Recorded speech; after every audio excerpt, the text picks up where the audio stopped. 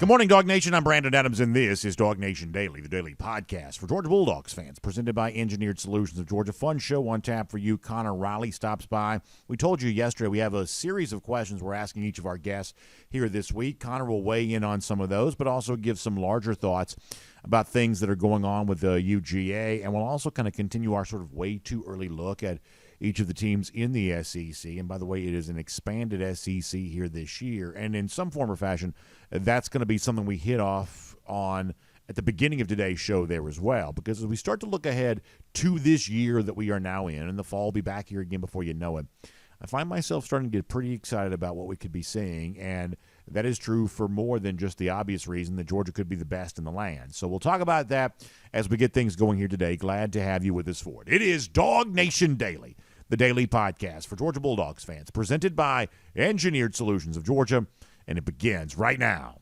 Today's episode of DawgNation Daily is brought to you by Engineered Solutions of Georgia. Dial 678-ESOG now for a solution to your foundation and waterproofing problems. Presented by DawgNation.com, this is DawgNation Daily, the daily podcast for Georgia Bulldogs fans.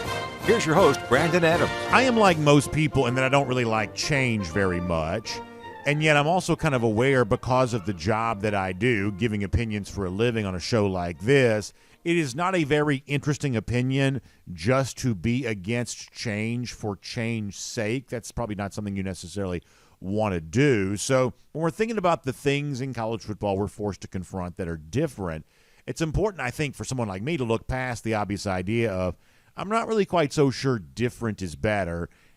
Sometimes it's more important to look a little bit deeper than that and try to find a different angle on that. Because to be honest with you, some of the changes that take place in college football aren't always what I would say improvements. And I'm, in this case, not talking about transfer portal or NIL, although in some respects that's probably a conversation worth having. What I'm actually talking about here is when you want to go back a couple of years ago, when it was first announced that the SEC was going to be adding Texas and Oklahoma, I wasn't very excited about it. And what was interesting to me is that not only was I not very excited about it, most of you that I heard from weren't very excited about it there as well. And that's a very interesting thing to consider, considering the fact that most of us in some form or fashion have like some SEC pride. Now, that's not to say that everybody's like SEC, chanting that all the time. But there is some thought of, hey, Georgia is the best team and the best conference, and that kind of means something, and that's sort of cool. And the SEC doing what it can do, what it needs to do to stay on top as the biggest and best team in the land, that's generally speaking probably a pretty good thing. So there's this sense of SEC pride that exists. The SEC put forth this like incredibly aggressive like land grab to bring in Texas and Oklahoma. And yet the feeling that we got, I remember this so vividly from that summer when all this came out, the feeling that we got was, are we sure this is what we should be doing? We, meaning those of us who kind of think of ourselves as a part of the stakeholders of the SEC. Are we sure this is what should be going on here? This sure does feel awful different from what we've been used to in the past. And for a long time, that's the sort of way that I viewed that. Now, total confession, I'm actually still not quite so sure Texas and Oklahoma being in the SEC are actually better for the SEC, but at this point in time, that's probably not a conversation worth having anymore. This is going to happen nonetheless, and it's actually happening right now for all intents and purposes, with due respect to the other sports. Oklahoma and Texas are essentially in the SEC here right now. And because of that, and because of the expanded playoff, I think we're actually moving into a situation here in this new year where this could really be like the most fun year yet for Georgia football. And, I guess that's my point of kind of discussing this with you here today, is making peace with the fact that the SEC looks really different and trying to embrace all the things with the new playoff format, which are actually pretty easy for me to embrace. I think it's going to be an improvement, the 12-team playoff format. But all of this speaks to a lot of enthusiasm and excitement and energy that I have about this new year. And I want to kind of chronicle a couple of those reasons here for a moment. Now, I am certainly not happy that Georgia, fell short of winning this year's national championship. Obviously, that's not a good thing. We clearly wanted to see Georgia go for 3-23. But because Georgia did come close and fell just a little bit short because we believe that Georgia had a pretty strong argument to still be included as one of the 4 best teams in America because of all of that. I do think one of the things that's going to be really fascinating about this upcoming year is seeing how Georgia responds to the cards that it has been dealt. And I can't help but go back a long time ago and think about something that Kirby Smart said, way back after probably the first truly disappointing loss in his tenure as Georgia coach, when Georgia miraculously fought all the way to the national championship game at the conclusion of the 2017 season.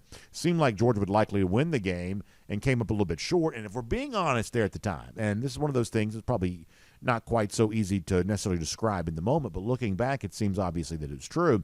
If we're being honest at the moment, when you look back on Georgia falling just a little bit short in that national championship game in 2017, those of us who had lived our entire life as Georgia fans with no living memory of a national championship, I think some of us probably wondered, wait, is this as close as we're going to get? Because it is as close as we had been the entire time a lot of us had been alive. Is this as close as we're going to get?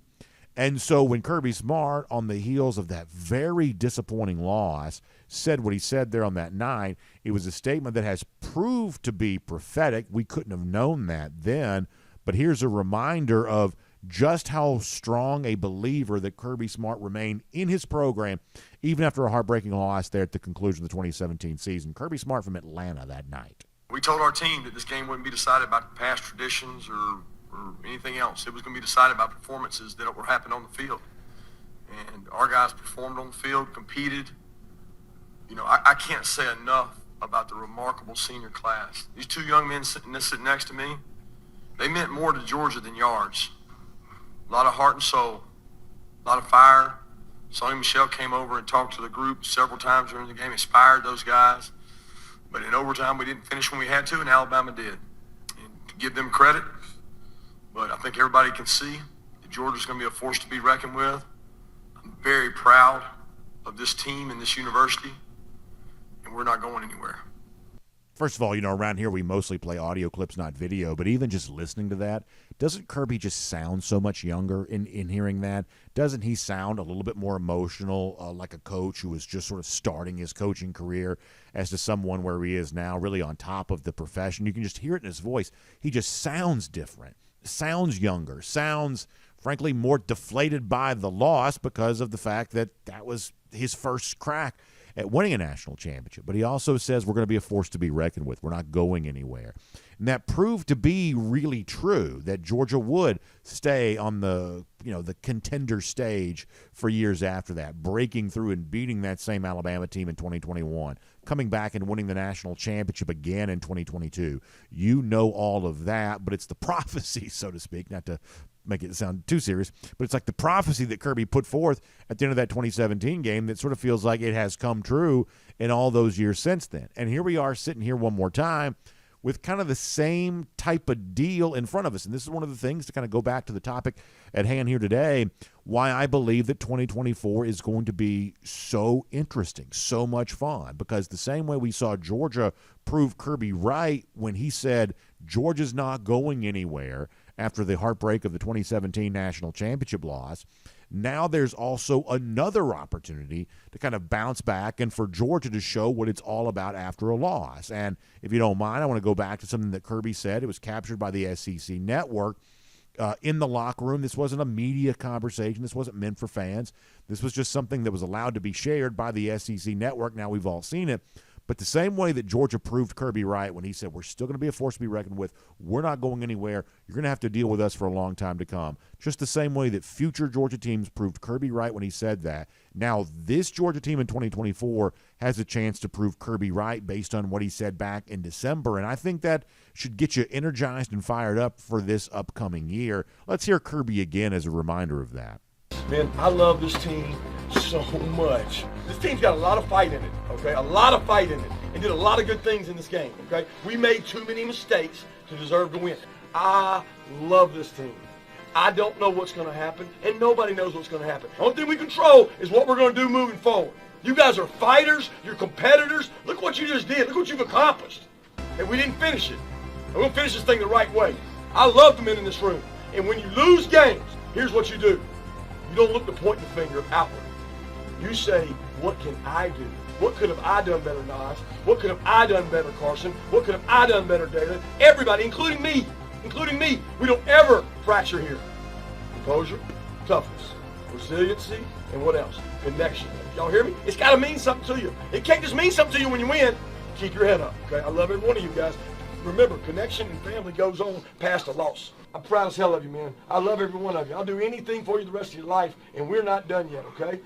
We are not done yet, Kirby Smart said after a heartbreaking loss in December of the SEC Championship. It gets you so fired up. You know, a locker room like that, it just seems like one of the most intense places you could possibly be in. And obviously, Georgia's already proven Kirby somewhat right in that statement because Georgia did finish that 2023 season the right way. They went out and beat Florida State by 10 touchdowns. So from that standpoint, they were clearly kind of buying into the idea that the connection that the Georgia team and coaches and players have with each other wasn't going to be fractured by just one loss. But that's obviously about more than just a Orange Bowl win. That's also about how you carry that into the 2024 season. We get a chance to watch this, to see what is Georgia's response to a loss? What is Georgia's response to the idea that its 29-game winning streak was no more? And they've now started, I guess, a one-game winning streak now. But where does Georgia go from all of that? And to leave you with kind of one final thought on this topic here for a moment, I'll say it this way. When you hear the sound of Kirby's voice like it sounded in December, the intensity there, and when you go back and hear that it was still a similar type of thing even way back in January of 2018 when Georgia lost that national championship game to Alabama, I think what you get the sense is that Kirby Smart has the full and appropriate appreciation for just how hard it is to win at the highest level in college football at the SEC level. In fact, not only does he recognize and appreciate it, I think he kind of craves that because if you are good, you want things to be hard because the harder they are, the better you can prove yourself to be. And I think as you kind of move into a 2024 season where the sport is just harder, it's harder to keep the players in your roster, but you're also playing more difficult teams in the regular season. The expanded SEC, adding in Texas and Oklahoma, just makes the league more difficult. Moving to the playoff, all of a sudden now you've got a quarterfinal round. Some teams will have to play a round even prior to that. It's a longer college football playoff. It's harder to win that too. In some cases, it may even be harder to make the playoff, even though it's expanded because of the number of losses that most of the contending teams are going to they're just going to be taking more losses. But if you're good, you want it to be hard because the harder it is, the better you can prove yourself to be. And this also goes back to something that Kirby Smart's been talking about and looking ahead to for years. You remember back when Georgia first started scheduling some of these non-conference home-and-home series. Now, some of those we're not getting to see. Georgia was supposed to play Oklahoma in 2023, didn't get to do that, and who knows how many of these we'll see moving into the future. But the philosophy that existed for why Georgia wanted to play those games is every bit as true now as it was then when it comes to playing more difficult SEC games and more college football playoff level games. And the notion that you will have to battle tough teams and prove yourself against tough competition if you want to emerge a champion. And nothing ought to make you excited for the college football season that's to come more so than this. That for those of you that didn't see Georgia play enough big games here in 2023, you're about to see Georgia play a whole lot more of those in 2024. And the notion of a really tough, challenging schedule that proves who the best truly is, this is something that Kirby Smart's been talking about for years. I'm thinking that to get in the playoffs as the future goes, I don't know whether they'll ever expand it. That's not for me to even kind of divulge on. But I do think that you're going to need a quality of schedule to do that. I think that there's going to be 2 lost teams in the future if they've got a really tough schedule that'll be able to make that. I also think at the University of Georgia, you should be able to recruit the finest, best players in the country out of your own state and across the country because our academic institution is so highly thought of. So I want to have the best players. I want to play the best teams. Kids come to college to play big games. They don't come to play, I would never name anybody, but they don't come to play anybody, the Sisters of the Poor. They want to play the best teams. So we want to go schedule the best teams. The best players playing the best teams in the biggest games. That's what Kirby Smart said years ago he wanted Georgia to be. That's what the 2024 season is going to be all about. Georgia with a chip on its shoulder, ready to prove that it's not going anywhere still, even after all these years. And it does have unfinished business, as Carson Beck told us yesterday, and Kirby Smart sort of reiterated right there. Against a schedule unlike anything we've ever seen the Dogs play, and a playoff format that I think is remarkable in terms of its improvement over the previous model. all of that in store for the upcoming year. And frankly, I cannot wait for this fall to get here. My name's Brandon Adams, and this is DawgNation Daily, the daily podcast for Georgia Bulldogs fans, presented today by Engineered Solutions of Georgia. And happy to have you with us no matter how you get to us, live on video, 10 a.m., normally across all platforms, coming soon from a brand new studio. We're excited about that. 9:45, 1st and 15, DawgNation.com, DawgNation app, radio, Athens Sports Radio 960 The Ref, podcast, world-famous DawgNation.com, and everywhere else.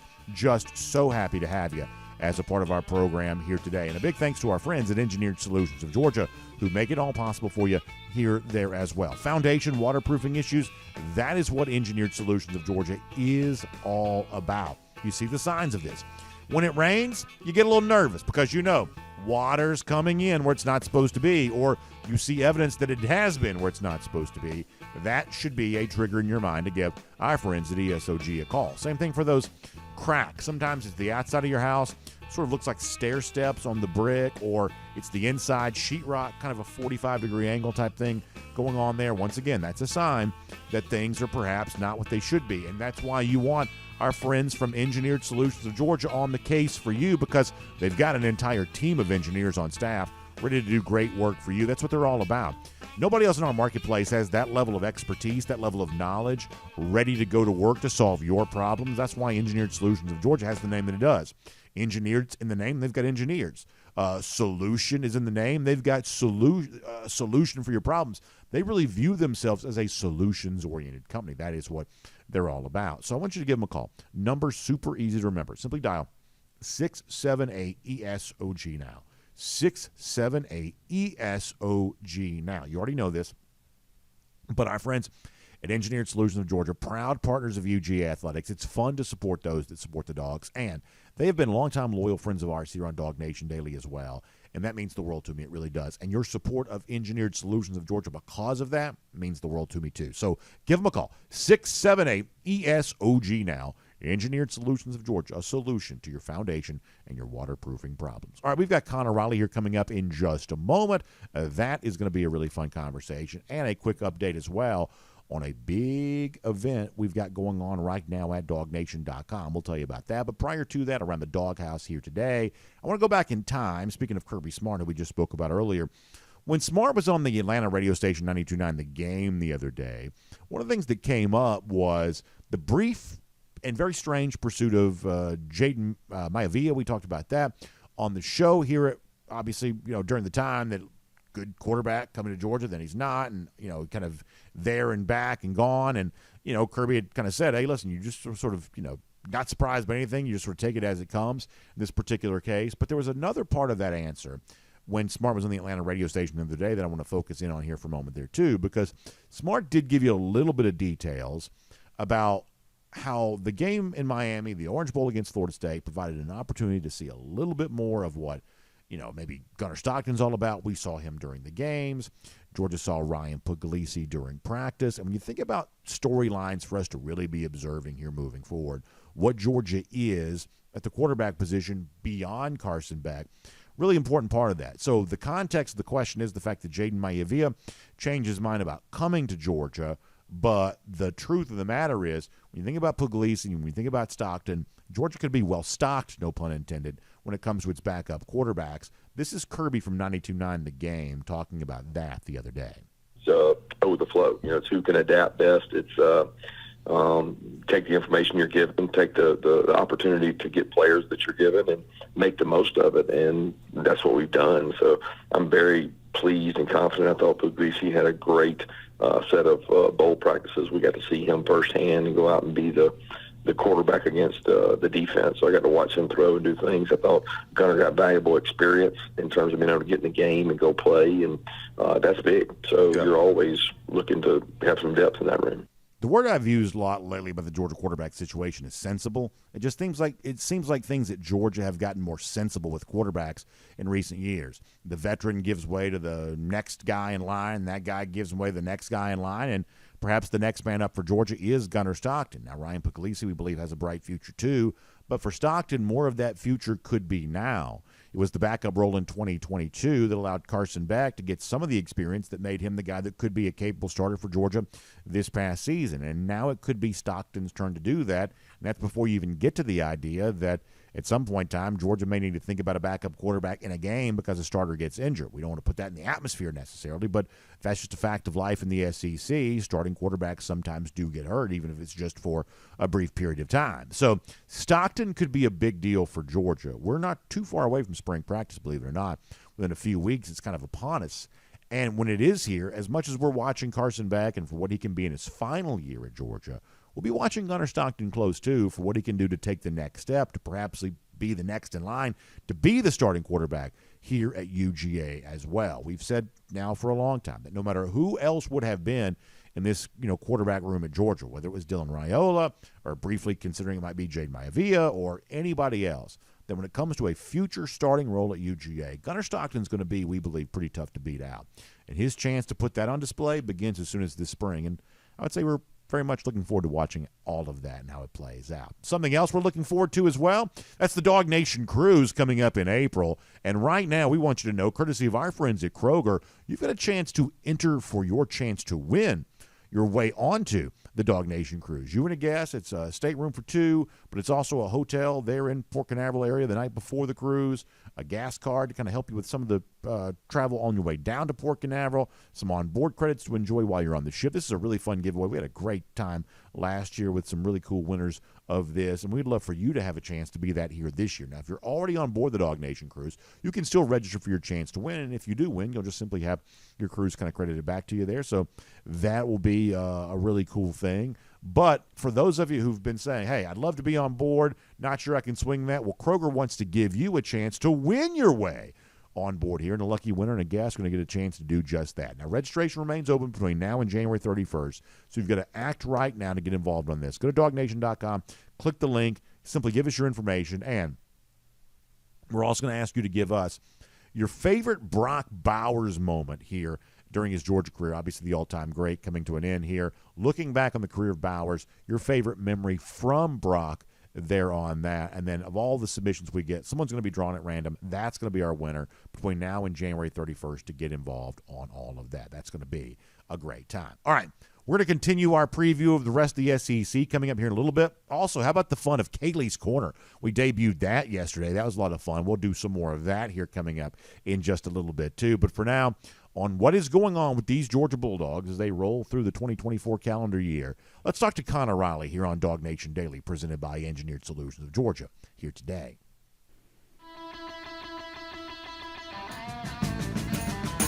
From Athens and across the SEC or wherever the recruiting trail may lead, here's a DawgNation.com insider. And here on DawgNation Daily, presented by Engineered Solutions of Georgia, happy to have Connor Riley in the program here today, looking at kind of a snapshot of where things stand with Georgia as you kind of move towards what's supposed to be the offseason. We haven't quite gotten to what feels like an offseason yet, but eventually we feel like we will be there. So kind of a nice time to sort of take a little snapshot on all of that. Connor, I appreciate your time as we do that. And we've obviously seen Georgia sort of show up and kind of, number one ranking in some of these way too early top 25s that have been coming out. And we've had our fun with that around here, but also kind of looking at some of the issues that perhaps could stand in Georgia's way as it tries to get back on top of the national championship mountain once again. And I've sort of centered on three of those here over the course of the last couple of days. I wanted to focus with you on those here for a moment. I think first and foremost for me, it's the schedule. What do you think about when you see Georgia sort of a consensus early number one for the new year, and yet I think you and I would both say on paper, this is the toughest schedule that Georgia has perhaps ever played as a football team. How do you reconcile those two things right now? I think the two things are, one, even more specifically at the schedule, it's the road games that I think are that make the schedule so difficult next year. At Kentucky, who could be a top 25 team. At Alabama is obviously going to be a tough game. At Texas, who was a playoff team this year. And then at Ole Miss, a team a lot of people like as a potential playoff sleeper. If you go 3-1 in those games, you're probably going to end up making the playoff pretty comfortably. If you go 2-2, it might be a little dicey. But I think with that schedule, again, it requires you to win all your road games. It requires you to beat Clemson and Atlanta. and then try and navigate those tricky road games. Now, as good as Alabama is still going to be next season, not having Nick Saban on the other sideline makes that game a little more winnable in my mind, but that's still a tough place to go and play and win at in Bryant-Denny Stadium. And then Texas, it's a Texas team that they just go out and grabbed Isaiah Bond, they grabbed Andrew Makuba out of Clemson. Yeah, they're losing a lot on the defensive line and the wide receiver position, but by the time they play Georgia in the middle of the season, they'll have a pretty good idea of what team they are, and you're kind of hoping if you're Georgia, maybe you were playing them at the beginning of the season rather than at the middle point where they are going to have some time to get their feet under them a little bit. So I think it'll be really interesting with that schedule next year, how Georgia goes about navigating it. There are some trickier parts than others. I think the 3 games at Texas, you obviously then have the bye week, Florida and Jacksonville, and at Ole Miss. That stretch is probably really defining how this Georgia season turns out. If you go 3-0, great, fantastic. You're in the playoff and probably looking at a top 4 seed.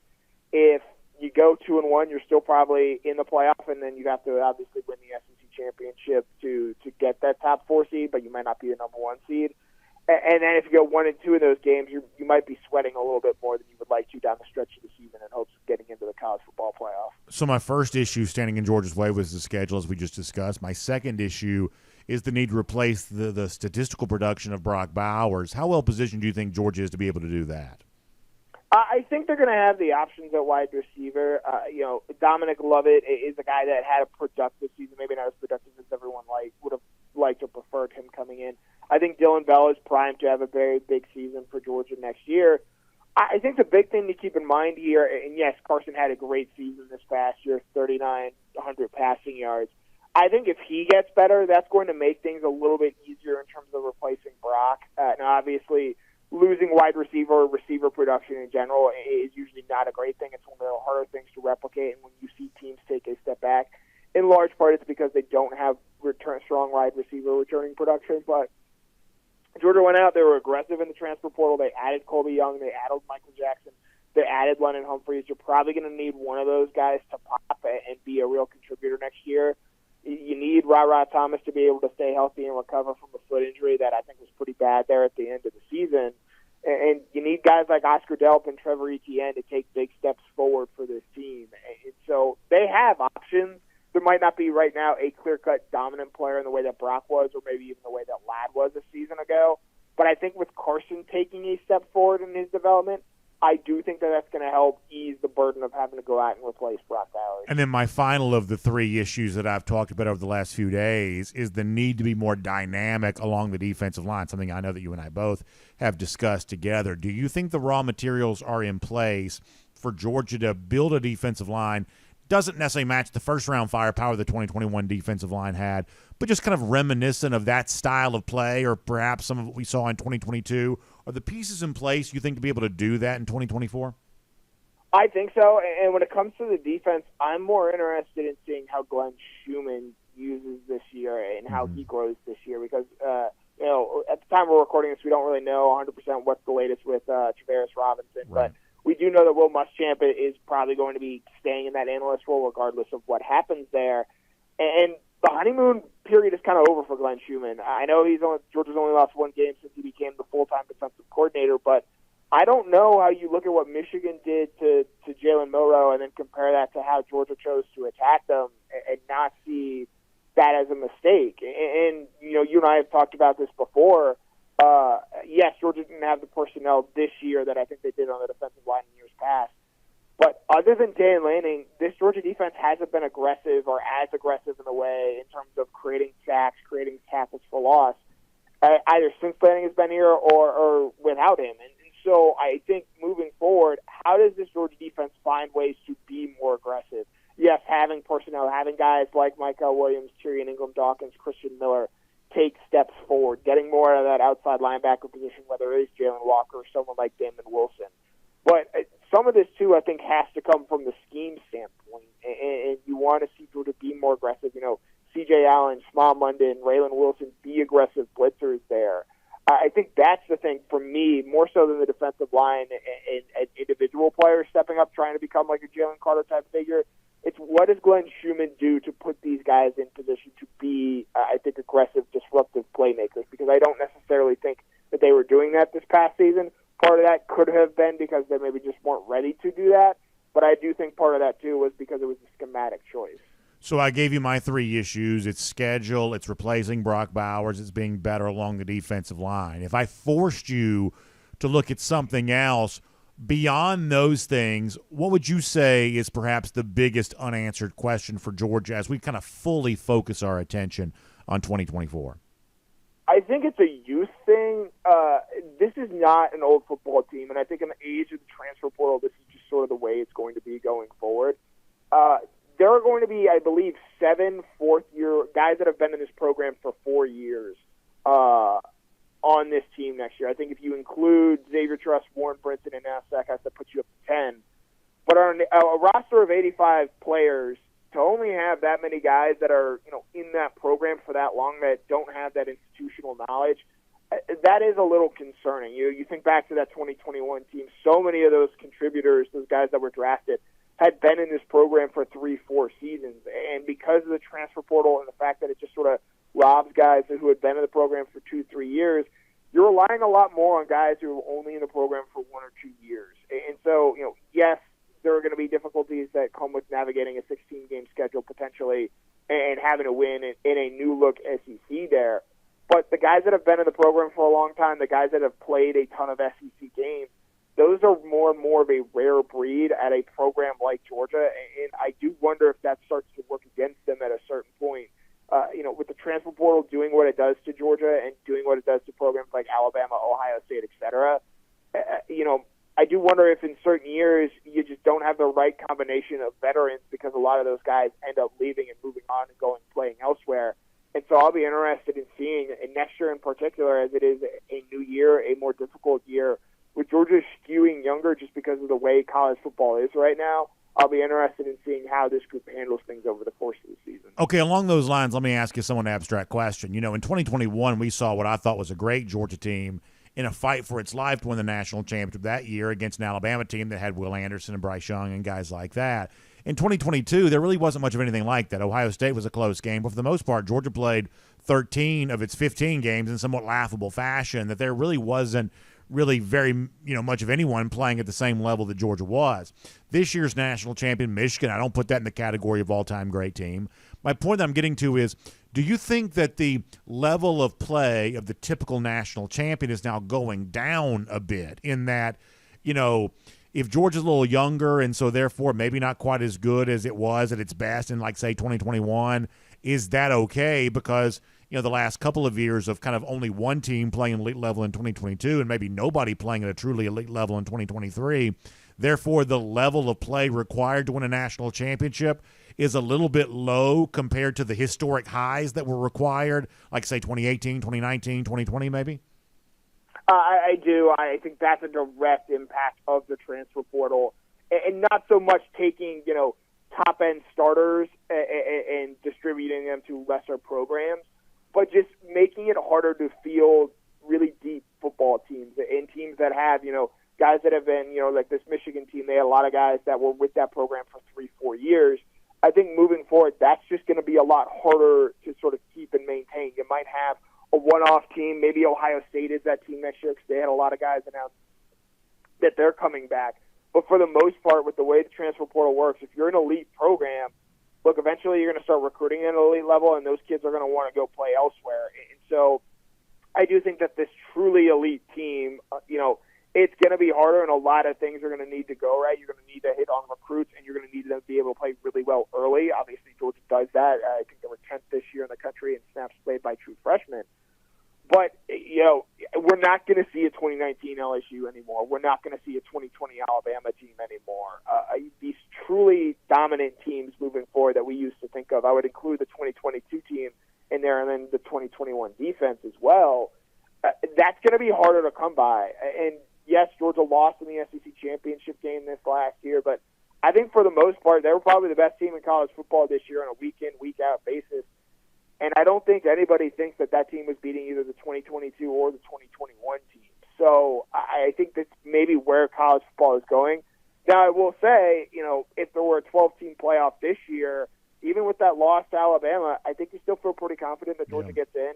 and is able to make a deep run to at least the semifinals and maybe even the championship game there. So Georgia's still going to be prepared well to handle that because of the way that they build their program, but it's not going to look like it did in 2021 and 2022 if Georgia were to win a national championship. You're going to see more one-loss, sometimes even two-loss teams, I think, potentially winning national championships. All right, last thing for you, and I was telling this to John Stinchcomb yesterday, that there's always something new on the horizon, so we don't have much of a chance to look back, even when the thing we're looking back on is certainly worthy. And a 29-game winning streak that Georgia has just enjoyed is that. We're all disappointed, those of us who are Georgia fans, they didn't beat Alabama and make it 30 straight and go on to win another national championship. But, Connor, as you know, 29 games, longest winning streak in SEC history, 2 national championships included over the course of that span. That really is truly special. I don't know that we'll ever properly get the chance to chronicle it as it is deserving of being done so, but we're going to try to do that a little bit here, this week while I'm pre-recording some shows. So if I were to sort of ask you off the cuff and kind of, off the top of your head, what do you think the single most memorable moment from that 29-game winning streak was? What would you say that it was? It's the Kaylee Ringo interception. It's that second win, ironically.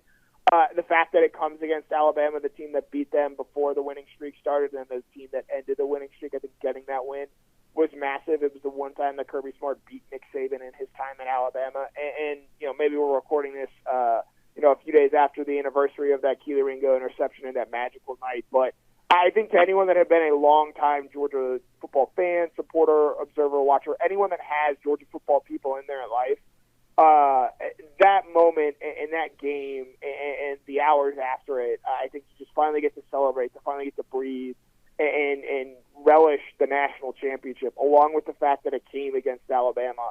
I think in my mind, it's the most important play in Georgia football history.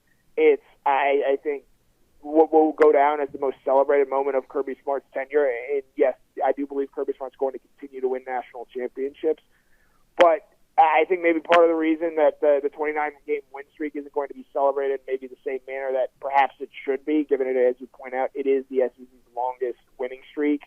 The best game, the biggest game, the most important game happened in that second game of that 29-game win streak. And so, maybe if they had beaten Bama and gotten it to 30, maybe we view that a little bit differently. But I think that second win, the win over Alabama in the national championship game, because of what it meant, because of all it took to get there, I think that's why it is the most memorable moment of that 29-game win streak in my mind. I think it's a great point, an extraordinary point of view there on that, Connor. Appreciate you joining us for this special week for us, and certainly we'll look forward to reading all of your content there at DawgNation.com and catch up back with you again live next week as well here on DawgNation Daily, presented by ESOG. We'll look forward to talking to you then. Yep, as always, it was a pleasure. Let's take a look around the rest of the league. This is SEC Through. All right, really good stuff. Connor Riley in his normal Tuesday spot. We're always thankful for that. And something else I'm thankful for is the chance to go cruising around the SEC, courtesy of Royal Caribbean. Now, as I speak to you on a Tuesday, in real time, I'm actually getting on board Icon of the Seas today. Yesterday, kind of traveling to the port to be ready to be on the ship. And now, actually on the ship, getting ready to set sail. Can't wait to come back and tell all of you about that. I really do think it's a great vacation experience for you here in 2024, whether it be a chance to be on board Icon or Utopia of the Seas debuting in July. And hopefully, we've already heard from some of you here recently getting excited about that DawgNation cruise coming up in April. Hundreds of you have already signed up. Jessica Slater, great travel agent. Here's something you should know. Royal Caribbean believes that a great Royal Caribbean cruise vacation is made even better when you use a terrific travel agent to help you plan it. Now, the good news is that doesn't cost you anything. The travel agent's paid by Royal Caribbean. They just want to help you make the best decisions about, the right choice, the right ship, the right itinerary, all of that. That is what the travel agent is for you. So when it comes to our DawgNation cruise, Jessica Slater specially selected RoyalDogs.com is a website that she's put together that'll teach you everything you need to know about our DawgNation cruise, why it's going to be bigger and better than any we've ever done in the past. That is all true. So please make sure you check all of that out today, and can't wait to see you in April on board Allure of the Seas for the DawgNation cruise. What a time that is going to be. All right, so in a moment, we'll get back to Kaylee's Corner here today, doing a little bit of a different type of show close here this week, giving her a chance to turn the tables on me. We'll have some fun with that here coming up in just a little bit. I also want to continue during our SEC through a little something that I have been doing. We're in kind of way too early top 25 season here right now. So with that in mind, how about a way too early preview for some of these SEC teams? Eventually we're going to dive into this a little deeper. For right now, though, it's kind of like shooting from the hip, a little bit of a knee-jerk type of look at these SEC teams, sort of a thought on my mind about each of them. Turning next to the Florida Gators. And there is a chance. Now, Georgia's playing a much tougher schedule this year than it's previously played. Most of the teams in the SEC and the Big Ten, for the most part, kind of are.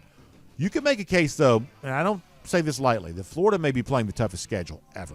Because not only are they playing kind of the full width of an SEC schedule, and in some cases made tougher by the fact they are forced to keep playing Georgia, but they also, take on more SEC West teams. Just the schedule for Florida is already SEC tough. But in addition to this, many of you are aware, Florida next year is also playing every Power 5 team in its own state. That means Florida State to conclude the year like they always do. Occasionally they sort of cycle on to playing Miami. Right now, that's set to happen again in 2024. And they're also playing Big 12 foe UCF. Look, the odds against Billy Napier surviving all this are huge. I mean, the odds are, I would say, that Billy Napier probably gets fired during the season. I don't believe he's a coach equal to the task of this job. A guy like DJ Lagway at quarterback perhaps gives him some, cover there, some chance to say we're building something. But you've got to prove it with wins on the field, and that's something that Billy Napier has had a hard time of doing, even against an easier schedule. Does not get any easier for him against tougher competition, but that's what's on the way. So if you're a fan who likes to watch Florida lose, you may have a lot to love by 2024 because there are a lot of losses, I would say, perhaps on the way. One of the teams that has kind of seemingly beaten Florida with regularity lately has been the Kentucky Wildcats. It is a new era for Kentucky. First of all, to the Wildcats' credit, they hold on to Mark Stoops as head coach. It seemed like Stoops might be on his way out. I believe he wanted a different job. Ultimately, didn't really get it. Looks like a fan revolt of some sort probably kept him from getting the Texas A&M job. So he's staying in Lexington, and lo and behold, some NIL money appears to be spent because a couple handful of really good transfers have moved on to Kentucky, some of those coming from Georgia. Jamon Dumas-Johnson you know about. But for now, perhaps more interestingly, it's Brock Vandagriff at quarterback. Now, here's the thing I think about Vandagriff. I believe that Vandagriff is a very capable quarterback. I think football is the kind of sport where you can only have 11 guys on the field at any one time. When it comes to the offensive side of the ball, you can only play one quarterback. That means if you've got multiple good quarterbacks in this day and age, some of those guys are going to get a little restless, and they're going to look around. They're going to try to find their opportunity somewhere else. We believe that Georgia is still in good hands when it comes to its backup quarterbacks. We think that Gunnar Stockton, for instance, can be very good. But Vandagriff wouldn't have left Georgia if he didn't think he was ready. And Kentucky wouldn't have taken Vandagriff's transfer if they didn't think he was ready. So the odds are Vandagriff is going to be a good quarterback. He may be among the better quarterbacks that Georgia faces, in fact, next season. And he at least keeps Kentucky, I would say, in the relevant part of the SEC conversation. No sugarcoating in here. Kentucky's job in terms of even remaining competitive in this league is made tougher because of the fact that the league is just getting deeper. But on paper, this is as good a quarterback as Kentucky's had probably at least since Will Levis, and I don't quite know that Vandagriff can't have a better season than certainly Levis had in 2022.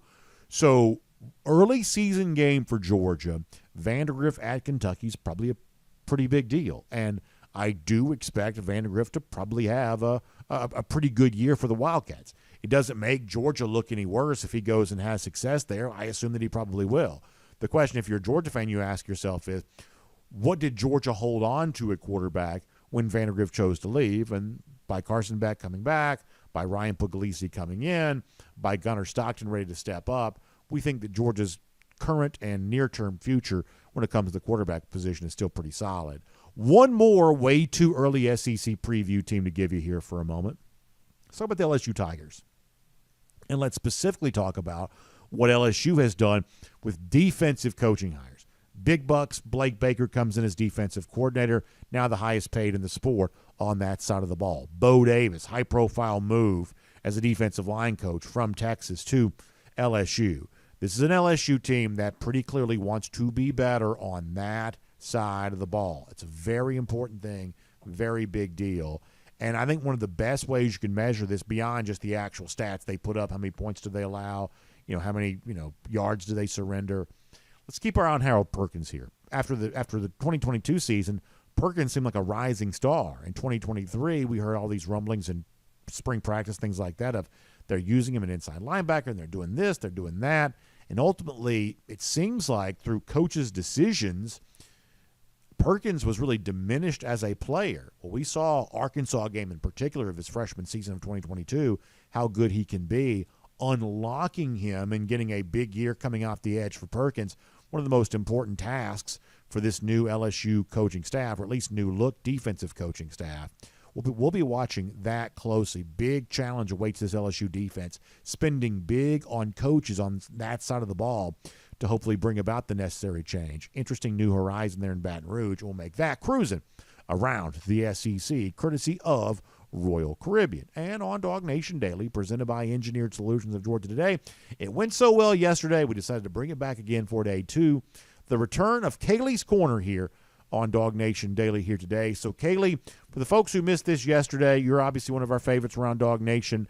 I enjoy being on your shows, and now we have a chance to enjoy you being on our show here, and also to turn the tables a little bit. Normally, I'm the one around here that asks the questions, but for now, we're going to give you a chance to ask me questions, and we're going to let you ask me anything you want. So, from that standpoint, Kaylee, whether it be football or about something else, the floor is yours for another edition of Kaylee's Corner here today. So first, let me make my opening statement. I'm excited to be back for day 2, but Brandon, you know me. It is so hard to know that I'm going to be wearing the same sweater all week. Like it hurts me that on is the true. inside. Yeah, because you've told me before. People don't realize this. You've told me before that you don't wear – now, this is not really TV, but you say you don't wear the same outfit on TV more than once, which is amazing because I only own like 6 or 7 outfits as it is. So from that standpoint, the fact that you're able to be, that – I guess, prodigious in the number of outfits you have is pretty impressive. But because of the nature of the pre-record, same thing for me each and every day, and I guess you're sort of stuck wearing the same thing. I'm actually somewhat impressed that you didn't bring like 5 wardrobe changes. I'm guessing you're probably kicking yourself that you didn't. But you know what? It's all for a good cause. Well, if you still have that Kirby Kai XXL t-shirt at the office, I'll come snag it for tomorrow's show. But I've got 2 questions for you today. One's a little bit of football. One's a little bit of fun. All right. UGA returns guys like Carson Beck, Malachi Starks, Tate Ratledge, the big names that everybody know and love. But who is your under-the-radar guy to look out for this year? Can I give you 2? And if I can, I'm going to give you both the defensive linemen. Nazir Stackhouse, Warren Brinson, their decision to come back, I just think is huge for Georgia. We talked about this yesterday, that for me, one of the big unanswered questions for UGA is, can they kind of get back on track from a defensive line standpoint, be a little bit more dynamic? Well, when you look at, like, say, 2021, when guys like Jordan Davis and Devontae Wyatt came back, that really propelled what Georgia became as a defensive line that year. I don't quite know that Brinson and Stackhouse coming back is that level of return for Georgia, but it's not nothing either. These are good players. These are the kinds of talents you can't easily go out and get from the transfer portal. So if you'll allow me to give you 2 names for the answer, that's what I'll give you. I think Brinson and Stackhouse coming back for these Dogs is just a really big deal. Well, now that we're in the off season, you're on a cruise, you're going to come back with your summer tan. One of my favorite things about summer is 7-on-7 football. So I want you to take a look at UGA coaches, past and present. If you had to make a 7-on-7 team with the UGA coaches, who would your 7 be? Okay, so I guess your quarterback there's got to be Bobo, right? You probably do that. Brian McClendon's a guy that you could probably play at a number of positions. McClendon, of the non-quarterbacks, is probably my first draft pick, I'm guessing. Is he the best athlete of any of the Georgia coaches right now? In the present day, I would probably say yes. Yeah, but you're just giving me the entire coaching staff of all time. Past and present. Boy, that's interesting. I mean, boy, that gets to be pretty interesting. Who are some obvious names that you think that I'm sure that Chidera Uzo-Deribe is a good athlete. You could probably play him in a number of different positions. Who do you think some good guys are that I'm probably leaving out here? I mean, what about a guy like Kirby? I feel like Kirby was probably talented enough to play on both sides of the ball. And, I've seen him run up and down that sideline. He's still got some pep in that step. Yeah, he does. I think that Kirby low-key is still in really good shape, too. And I think that you got to give him a lot of credit for that. I know that it's hard, right? I mean, it's like I'm a little bit of a stress eater. I'm a little bit of a, guy that has a tendency to sort of eat my feelings every now and then. So the fact that Kirby, I think, stays in pretty good shape. I mean, listen, some of these coaches kind of balloon up a little bit. And that's not really the vibe that I'm getting from Kirby. So not only would he hold his own in a situation like this, I think to this day, Kirby, I mean, how many SEC coaches are in better physical condition than Kirby Smart is? I don't think it's a long list necessarily. I don't think so either. It's not an easy thing, right? You know what I'm talking about, Kaylee. To have that job, to stay in pretty good shape. I mean, not an easy thing to do, but somehow, some way, it seems like he's either finding a way to push away from the table or he's finding his way into the weight room. One of the two. Kirby seems to do okay with that.